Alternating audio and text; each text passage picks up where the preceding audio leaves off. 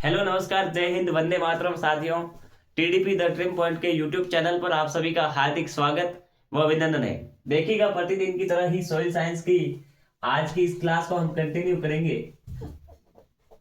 Soil science जो हम पढ़ रहे हैं प्रतिदिन मृदा विज्ञान, ठीक है, इस क्लास को आज कंटिन्यू करेंगे। और क्लास की शुरुआत प्रतिदिन की तरह मोटिवेशनल शायराना अंदाज में होगी कि परों को खोल जमाना उड़ान देखता है। परों को खोल जमाना उड़ान देखता है, यूं जमीन पर बैठ कर के आसमान देखता है। और इस संघर्ष के दौर में संभल कर चलना मेरे साथियों, क्योंकि ये जमाना सिर्फ परिणाम देखता है। आपकी मेहनत, आपका संघर्ष नहीं देखा जाता। ये जमाना केवल और केवल क्या देखता है? परिणाम देखता है। कोई नहीं देखता आप रात को 2 बजे तक पढ़ते हो, 12 बजे तक पढ़ते हो। जिस दिन रिजल्ट आएगा उस दिन आपके पास फोन आएंगे, उस दिन ये जमाना पूछेगा। ये जमाना सिर्फ परिणाम देखता है। तो बिल्कुल स्वागत है। हम पढ़ रहे थे सोइल साइंस में मृदा की विशेषताएं। क्या पढ़ रहे थे? मृदा की विशेषताएं। मृदा की इन विशेषताओं में हमने पढ़ा था मृदा कणाकार। क्या पढ़ा था? मृदा कणाकार, ठीक है।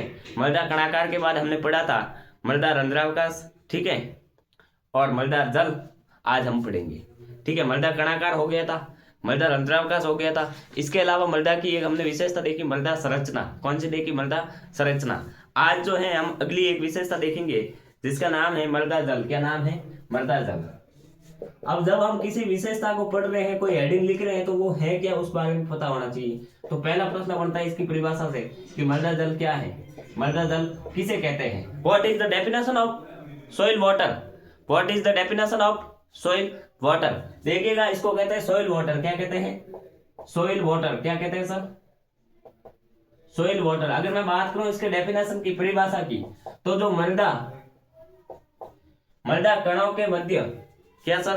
मृदा कणों के मध्य, मृदा कणों के मध्य, मृदा कणों के मध्य यानी कि बीच में जो रंध्रावकाश पाए जाते हैं, मृदा कणों के मध्य रंध्रावकाशों में उपस्थित जल, मृदा कणों के मध्य जो रंध्रावकाश पाए जाते हैं उसमें उपस्थित जल ही क्या कहलाता है? उसमें उपस्थित जल ही क्या कहलाता है सर? मृदा जल कहलाता है। क्या कहलाता है?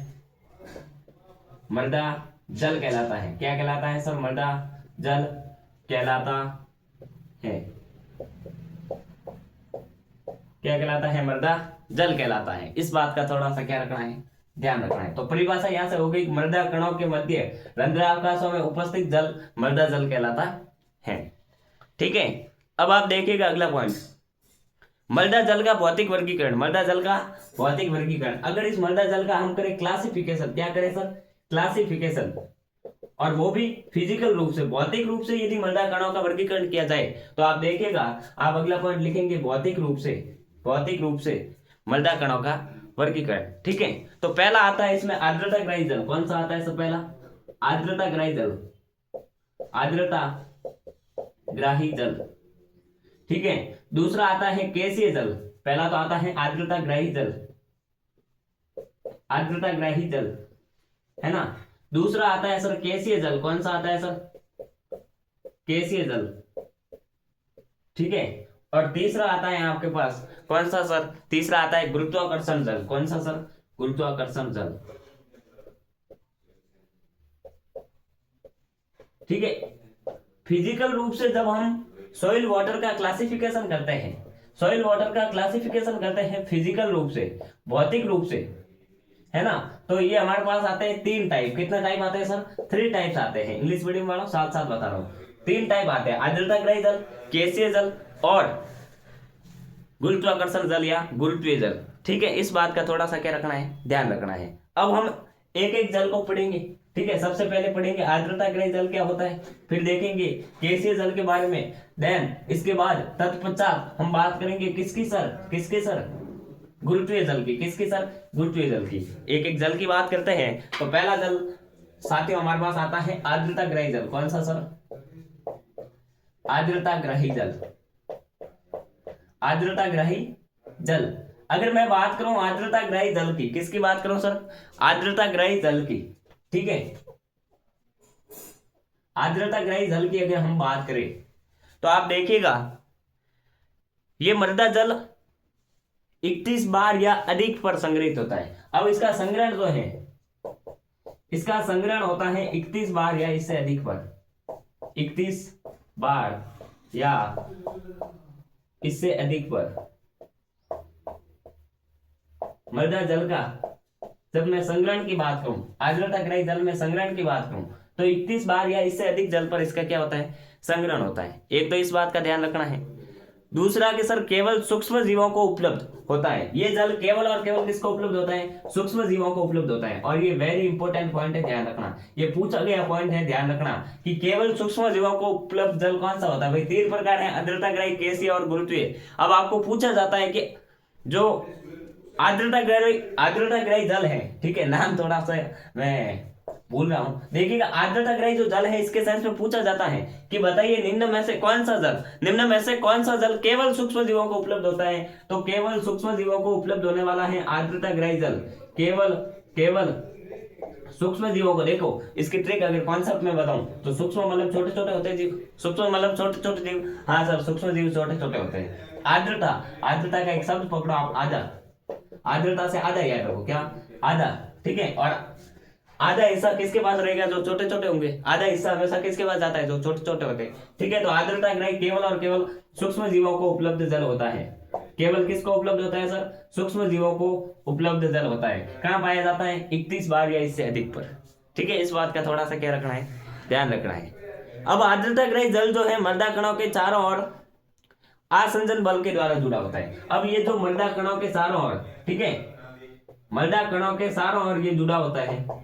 कौन से बल द्वारा, ये बल का पूछते हैं। देखो एक तो ससंजन बल है, एक है आसंजन बल। ससंजन बल समान कणों के मध्य लगने वाला बल, समान कणों के मध्य लगने वाला बल ससंजन बल।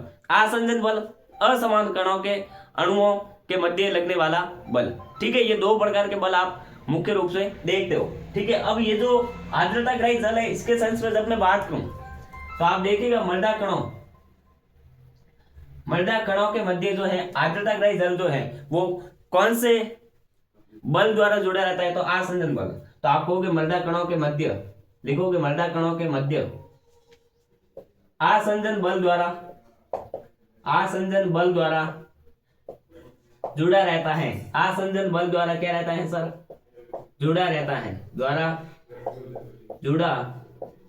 है, ठीक है। इस बात का थोड़ा सा क्या रखना है, ध्यान। ये दोनों तो मोस्ट इंपोर्टेंट पॉइंट है, इस बात का थोड़ा सा क्या रखोगे, ध्यान। और ये भी थोड़ा इंपोर्टेंट है, यानी कि ये तीनों की तीनों लाइन इसमें क्या है, इंपोर्टेंस। संग्रहण होता है 31 बार या इससे अधिक पर, और केवल सूक्ष्म जीवों को उपलब्ध होता है। मृदा कणों के मध्य आसंजन बल के द्वारा जुड़ा रहता है, ठीक है। अब दूसरा आता है हमारे पास गैसीय जल। कौन सा आता है सर, गैसीय जल।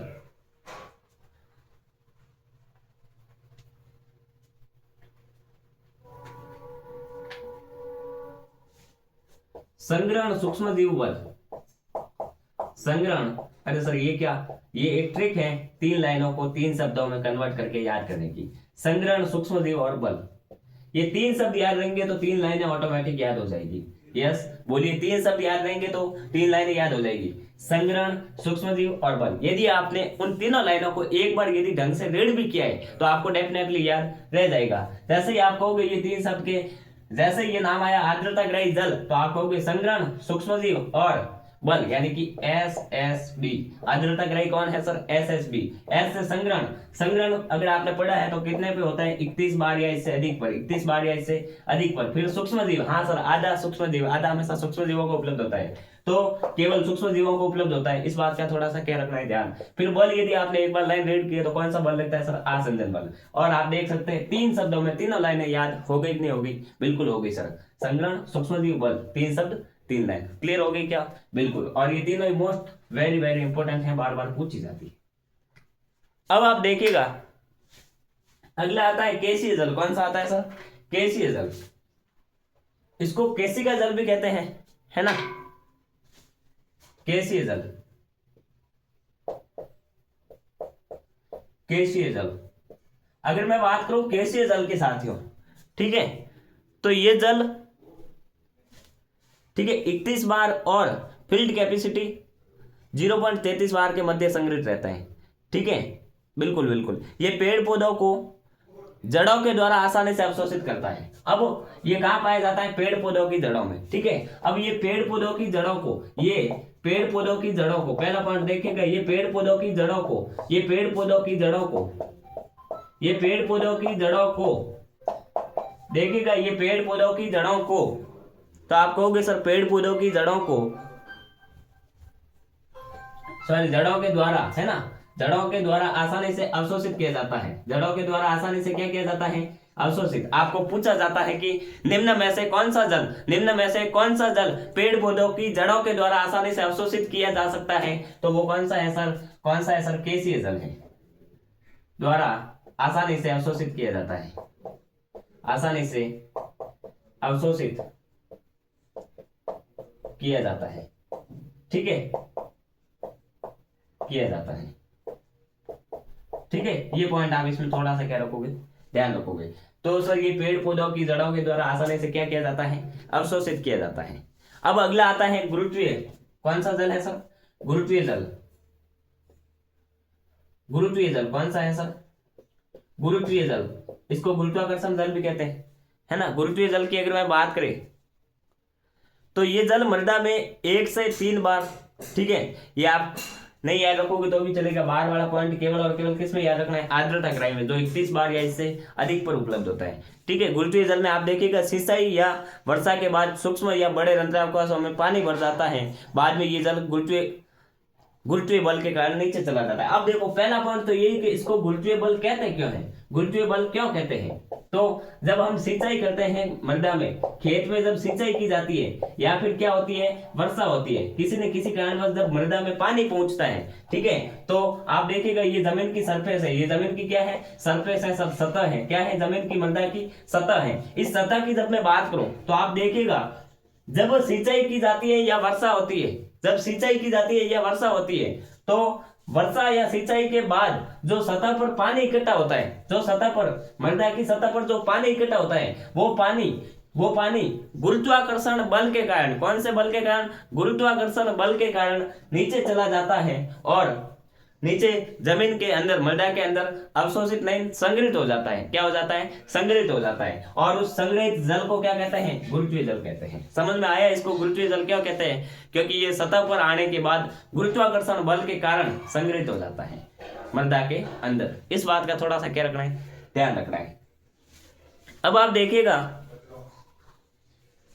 अगर मैं बात करूं इसमें अगले पॉइंट की, तो वो कह रहा है कि ग्रेविटी के कारण मृदा जल का नीचे की ओर, है ना। अब इसको जो गुरुत्वाकर्षण है ना, गुरुत्वाकर्षण यानी कि ग्रेविटी है ना, ग्रेविटी, क्या सर, ग्रेविटी के कारण मृदा जल का नीचे जाना, ग्रेविटी या गुरुत्वाकर्षण के कारण मृदा जल का नीचे जाना क्या कहलाता है, तो वो कहलाता है परकोलेशन, क्या कहलाता है, परकोलेशन। और ये परकोलेशन की परिभाषा बार बार पूछी जाती है, ठीक है, परकोलेशन की डेफिनेशन आपसे पूछी जाती है। तो जब आपसे पूछे भैया बता परकोलेशन क्या है, आप कहोगे क्या यार सिंपल सा सवाल पूछ दिया, ठीक है। परकोलेशन तो क्या होता है, गुरुत्वाकर्षण या ग्रेविटी के कारण, गुरुत्वाकर्षण या ग्रेविटी के कारण मृदा जल का नीचे जाना क्या कहलाता है, परकोलेशन कहलाता है, क्या कहलाता है, परकोलेशन कहलाता है, ठीक है। और ये जल पौधों को उपलब्ध नहीं होता है, सीधी बात है भाई, ठेठ मृदा जल के अंदर, ठीक है, मृदा के अंदर काफी गहराई तक गया तो फिर पौधों को उपलब्ध नहीं होगा, ठीक है, ये जल पौधों को उपलब्ध नहीं होता है, ये पॉइंट भी आप याद रखोगे, ठीक है। ये जल पौधों को और सूक्ष्म जीवों को उपलब्ध कौन सा होता है, वो बार बार पूछा जाता है, कौन सा है सर, आर्द्रता ग्राही, कौन सा है, आर्द्रता ग्राही, जो आधा है वो सूक्ष्म जीवों के पास जाएगा। ये जल पौधों को उपलब्ध नहीं होता है, ये जल पौधों को उपलब्ध नहीं होता है, नहीं होता है, ठीक है। इस बात का थोड़ा सा क्या रखना है, ध्यान रखना है। अब आप देखिएगा और परकोलेशन और जो पौधों को उपलब्ध नहीं होता है, ये दोनों पॉइंट आप विशेष रूप से नोट लगा के अलग से लिखेंगे तो बढ़िया रहेगा, ठीक है। अब आप देखिएगा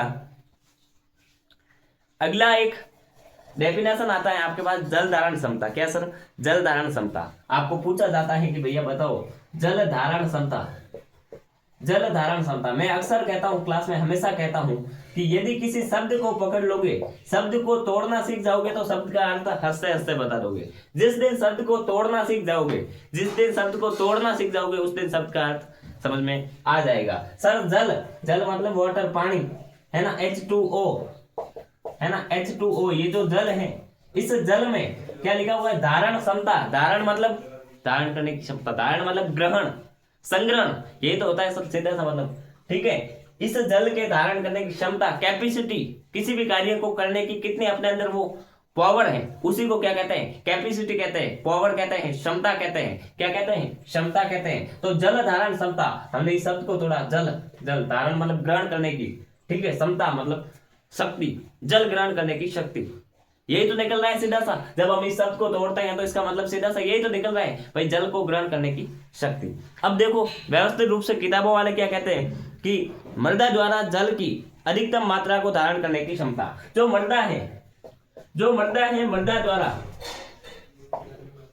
द्वारा जल की अधिकतम मात्रा को, मृदा द्वारा जल की अधिकतम, मृदा द्वारा जल की अधिकतम मात्रा को धारण करने की क्षमता, अधिकतम मात्रा को धारण करने की क्षमता, धारण करने की क्षमता, ये तो है किताबी डेफिनेशन, लेकिन ये और ये कुछ ज्यादा अंतर नहीं दिखा रही है। बिल्कुल सर, करने की क्षमता, क्या सर, मृदा द्वारा, क्या सर, मृदा द्वारा जल की अधिकतम मात्रा को धारण करने की क्षमता, मृदा द्वारा जल की अधिकतम मात्रा को धारण करने की क्षमता। मृदा कितना अधिक से अधिक जल इसके अंदर धारण कर सकती है, ग्रहण कर सकती है, वो क्या कहलाएगी, मृदा जल धारण क्षमता कहलाएगी। अब ये गुरुत्वाकर्षण जल के विरुद्ध धारित जल की अधिकतम मात्रा को प्रदर्शित करती है, और ये गुरुत्वाकर्षण जल के विपरीत होती है, ध्यान रखना। गुरुत्वाकर्षण जल के विपरीत कौन सी पावर होती है, कौन सी क्षमता होती है, तो वो होती है जल धारण क्षमता। ठीक है, अब आप देखिएगा अगला पॉइंट, अगर मैं बात करूं अगले पॉइंट की साथियों,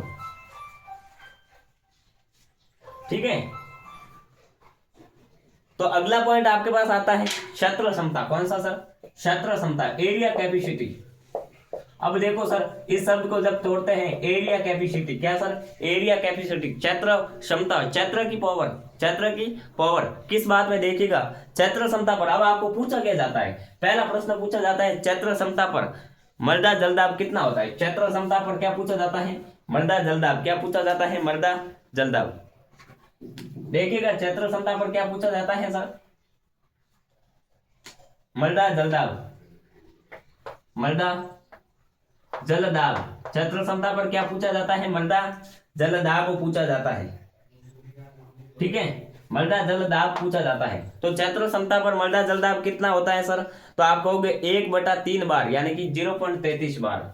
1/3 बार कितना होता है सर, 1/3 बार, यानी कि 0.33 बार। क्षेत्र क्षमता पर मृदा जलदाब कितना होता है, वो होता है 1/3 बार, यानी कि 0.33 बार। ठीक है, पहला पॉइंट तो ये याद रखोगे। फिर सिंचाई के 48 से 72 घंटे, यानी कि 2 से 3 दिन बाद जो जल की मात्रा खेत में पृथ्वी के गुरुत्वाकर्षण बल के विरुद्ध धारण करके रहती है, वो जल की क्षेत्र क्षमता कहलाती है। बिल्कुल, गुरुत्वाकर्षण जल। ठीक है, आप देखिएगा सिंचाई के 48 से 72 घंटे बाद जो जल की मात्रा खेत में पृथ्वी के गुरुत्वाकर्षण बल के विरुद्ध धारण करके रहती है। भाई, इस जो पृथ्वी में गुरुत्वाकर्षण बल लग रहा है, इसके विपरीत में जो वाटर रहता है सरफेस पर या सरफेस के थोड़े बहुत भीतर भाग में, उसी को क्या कहते हैं, उसी को रोकने की क्षमता, उसी को रोकने की क्षमता क्षेत्र क्षमता कहलाती है। ठीक है, ये पौधों की वृद्धि के लिए मृदा उपलब्धता की ऊपरी सीमा है। अब मृदा उपलब्धता की ऊपरी सीमा, ये पौधों की वृद्धि के लिए मृदा उपलब्धता की ऊपरी सीमा है। तो पौधों की वृद्धि के लिए आपको पूछा जाता है मृदा उपलब्धता की ऊपरी सीमा, मृदा उपलब्धता की ऊपरी सीमा। पौधों की वृद्धि के लिए मृदा उपलब्धता की ऊपरी सीमा कौन सी होती है, वो होती है क्षेत्र क्षमता। और ये इंपॉर्टेंट पॉइंट है, इसको एक इंपॉर्टेंट पॉइंट मानता हूं, और हो सकता है ये पूछा जाए कि पौधों की वृद्धि के लिए मृदा उपलब्धता की ऊपरी सीमा कौन सी है, क्षेत्र क्षमता। कौन सी है सर, क्षेत्र क्षमता। ठीक है, इस बात का थोड़ा सा क्या रखना है, ध्यान रखना है।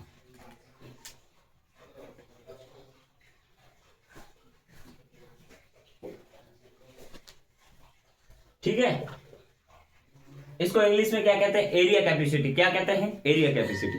तो साथियों, ये थी हमारी आज की क्लास। उम्मीद करता हूं आपको आज की क्लास शानदार लगी होगी, दमदार लगी होगी, मजेदार लगी होगी, बढ़िया लगी होगी, जबरदस्त लगी होगी। अगर क्लास अच्छी लगी हो तो क्लास को लाइक, शेयर, और क्लास अच्छी लग रही है तो कमेंट करके बताना है। अच्छी नहीं लग रही है, कुछ कमी है, ठीक है, ऊपर नीचे कुछ 19-20 हो रहा है तो भी बताना है। अपने सुझाव आपको प्रस्तावित किए जाते हैं, कमेंट में बताइए, ठीक है। और आपके लिए पूरी मेहनत कर रहे हैं तो एक प्यारा सा लाइक, कमेंट और चैनल को सब्सक्राइब जरूर करें। ऐसे विद्यार्थी जिन्हें वास्तविकता में नीड है इन कोर्सेज की, उन तक शेयर जरूर कीजिएगा, ठीक है। हम वो नहीं है जो अपने कोर्स को 7,000 8,000 में बेचेंगे, नहीं, पूरा का पूरा कोर्स आपको यहाँ फ्री अवेलेबल होगा। बने रहिए, जुड़े रहिए TDP द ड्रीम पॉइंट के साथ, कीजिए अपने सपनों को साकार। धन्यवाद, जय हिंद, वंदे मातरम।